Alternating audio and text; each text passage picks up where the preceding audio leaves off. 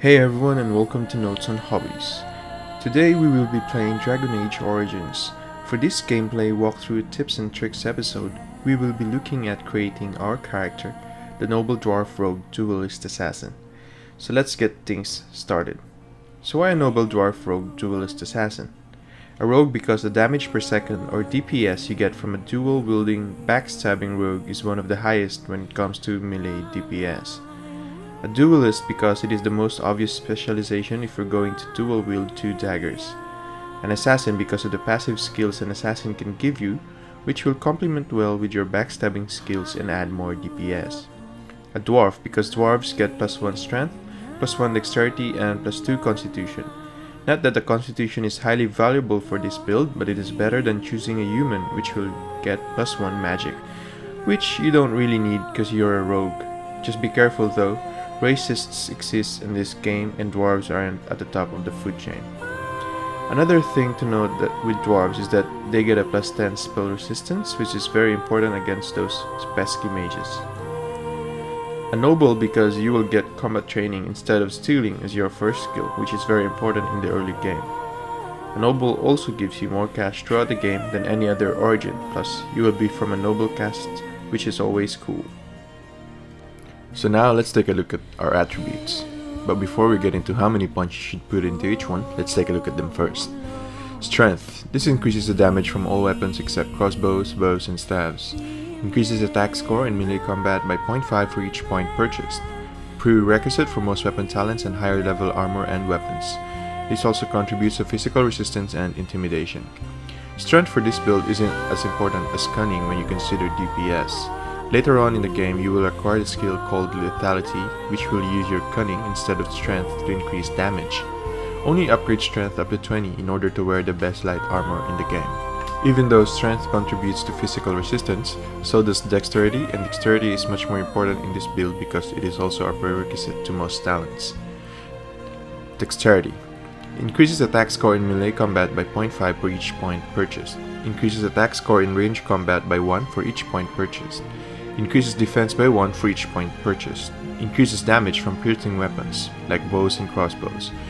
Prerequisite for some weapon talents, and contributes to physical resistance as well.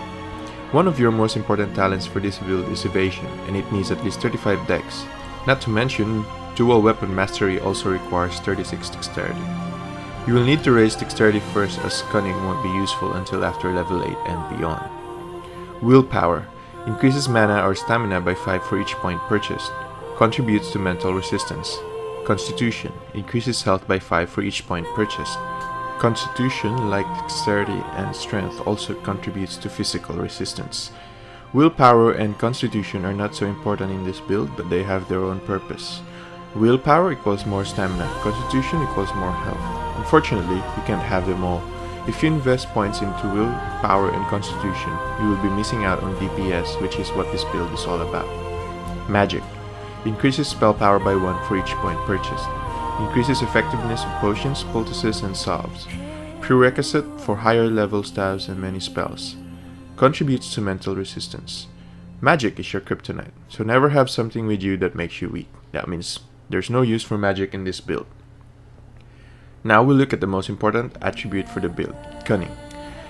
Cunning increases effectiveness of rogue talents. It is a prerequisite for many skills and contributes to armor penetration, mental resistance, and persuasion.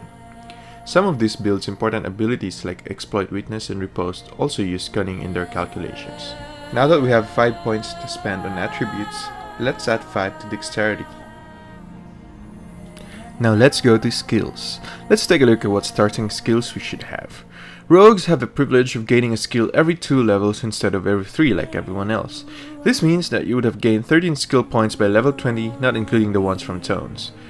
The first one and the most important is combat training. Basically, combat training is a prerequisite for higher tier weapon talents, which is vital for this build. Spend your first skill point here to have at least improved combat training. You will also need to reach expert combat training by level 6 and master combat training by level 9. The next skill we will use is coercion. Only the warden, meaning your character, can have this skill, so for me it is the next choice.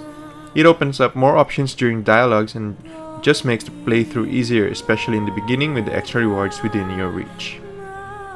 Now for the talents. The first and obvious choice is Dirty Fighting. This is the most obvious as you don't have a choice because it's already selected for you and you can have this selected.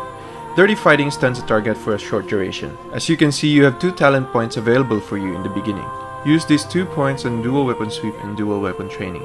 Dual Weapon Sweep gives you an extra damage for your stamina in the early games. Dual Weapon Training makes you more proficient with using 2 weapons, making the offhand weapon deal closer to normal damage bonus.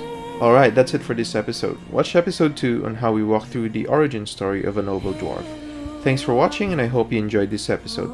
Don't forget to hit the like button if you like this video, and if you want to see more gameplays, walkthroughs, please feel free to subscribe to this channel.